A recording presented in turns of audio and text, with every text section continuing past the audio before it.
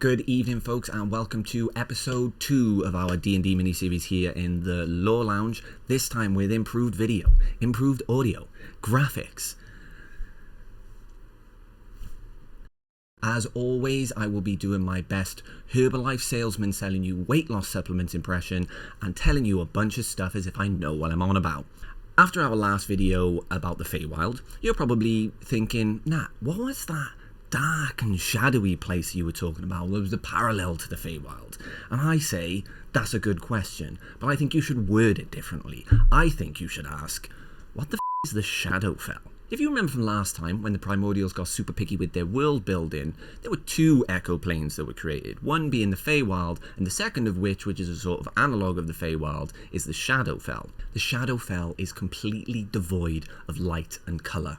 All the buildings are blacks and greys, all of the people are drained and gaunt looking, and all of the kind of positive energy that you would find in the real world and the Feywild is zapped, sucked away, leached away from everything living within. You'll notice in the Shadowfell there is no sun, there are no stars, and there is no moon, and the sky is just this inky black sea that just lords over the entirety of the Shadowfell. Even the cheeriest and most positive of creatures entering the Shadowfell will soon have those positivities zapped away, replaced with anxieties, worries, and despair. Here's an example, actually, of someone entering the Shadowfell. Oh, it's quite nice here. Now, unlike the Feywild, time doesn't get up in the Shadowfell. So for the most part, if you were to enter the Shadowfell and leave, you're not going to come back old, and nobody at home is going to be old either. You're just going to come back with black eyeliner and maybe some cracked nail varnish. When you enter the Shadowfell, for the most part, the landscape and the buildings are going to be in the same place.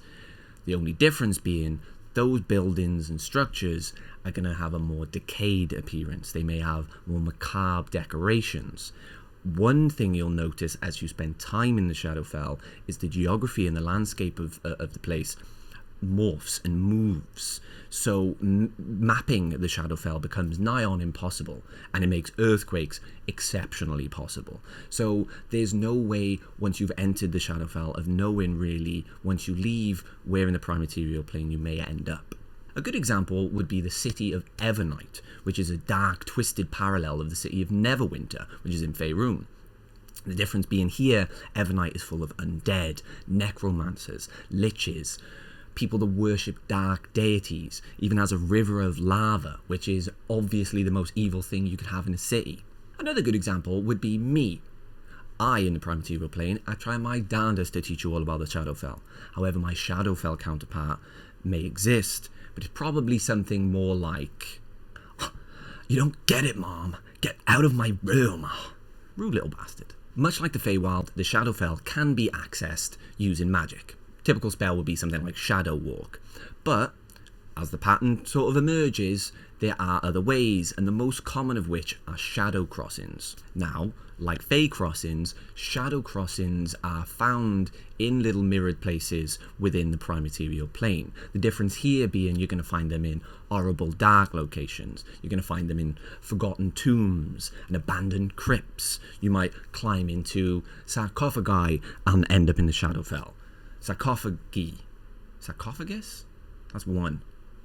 Now, logistically speaking, you could live in the Shadowfell indefinitely, as long as you're okay with your water being a murky brown colour full of parasites, your food being full of a dark Icarus blood, your neighbours being kind of moody, horrible bastards on one side that would probably phone the council because you left your bins out too long, or a pack of Roman zombies, then you'd love it. But there are a bunch of other creatures in the Shadowfell that might make you change your mind. Shadar-kai, which is the correct way to pronounce it, are a bunch of emo elves. They're slender and thin in appearance with your typical Shadowfell look. Black clothing, grey skin, piercings all over the place. Oddly enough, in the prime material plane, the Shadar-kai tend to take on a sort of youthful glow. Much like elves do really in the prime material plane because of how long they live. In the Shadowfell, however, they are much more gaunt and withered and aged in appearance, which tends to be their true form. The shadar-kai are ardent followers of the Raven Queen. The Raven Queen is a deity that holds dominion in the Shadowfell, specifically over the Fortress of Memories. Now, the Fortress of Memories is essentially a library of the memories of dead creatures, including deities as well. The shadar-kai are typically stoic and emotionless in nature, and they gain this kind of bitterness from their Shadowfell exposure, which does probably play a little part in how you would like to play that character if you were to choose a shadar-kai as a playable race. Shadow dragons are a straight name on the tin situation. They are shadowy, translucent dragons that exist in the Shadowfell. Now, it's not known whether the shadow dragons are native to the Shadowfell or whether they've travelled there and got all dark and broody because of spending time there is a little unclear. But what we do know is that the shadow dragons are at least on par with gold dragons in terms of their mental capability and how intelligent they are. They are weaker dragons, but due to their sort of stealth and cunning, their strength doesn't really matter, and they can be very, very powerful adversaries for any player really in a D&D game. Nightwalkers are a type of absolutely massive nightshade. They're typically over 15 foot, around the size of a house, and made of pure shadow and darkness. I quote, "Nightwalkers were the shades of extremely strong-willed and evil mortals whose ancient and unyielding will and malice allowed them to hold their corporeal form." And that's quite important in that they are made of shadow, but they're not kind of or like this. They're pretty solid. Nightwalkers hold extreme power and manipulation of the stuff that makes up the Shadowfell, really uniquely named shadow stuff. They're able to manipulate this to create powerful evocations and illusions that can typically only be used in the Shadowfell because the stuff doesn't exist anywhere else. There are entities in the Shadowfell known as the Dark Powers.